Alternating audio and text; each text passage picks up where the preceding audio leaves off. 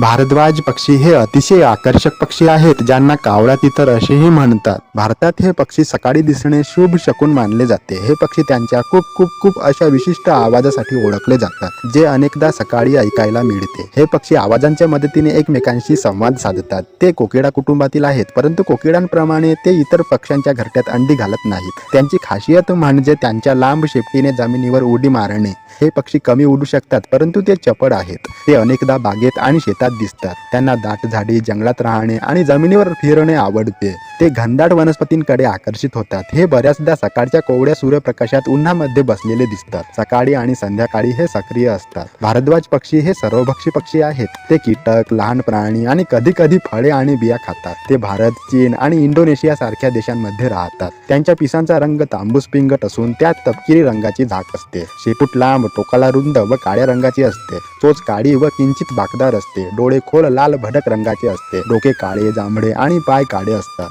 त्यांचे वजन साधारणपणे 225 ते 400 ग्रॅम असते. ते सुमारे 50 ते 63 सेंटीमीटर उंच आहेत. जेव्हा ते धावतात तेव्हा ते ताशी 20 किलोमीटरच्या वेगाने धावू शकतात. ते कीटक पकडण्यासाठी झुडुपांमधून धावतात. त्यांना पोहता येत असले तरी ते जमिनीवर राहणे पसंत करतात. नर आणि मादी भारद्वाज पक्षी सारखेच दिसतात. ते दाट झुडुपात मोठी कपाच्या आकाराची घरटी बांधतात. घरटे सहसा पाण्याच्या स्रोतांच्या जवळ आढळतात. आई भारद्वाज पक्षी एका वेळी सुमारे 3 ते 5 अंडी घालते. त्यांची अंडी सहसा तपकिरी डाग असलेली फिकट मलई असते. दोन्ही पालक आडीपाडीने अंडी उबवतात आणि पिल्लांना खायला देतात. जंगलात ते 7 वर्षांपर्यंत जगू शकतात. भारद्वाज पक्षी कीटकांच्या लोकसंख्येवर नियंत्रण ठेवण्यास मदत करतात, ज्यामुळे ते परिसंस्थेसाठी फायदेशीर ठरतात. असा हा भारद्वाज पक्षी.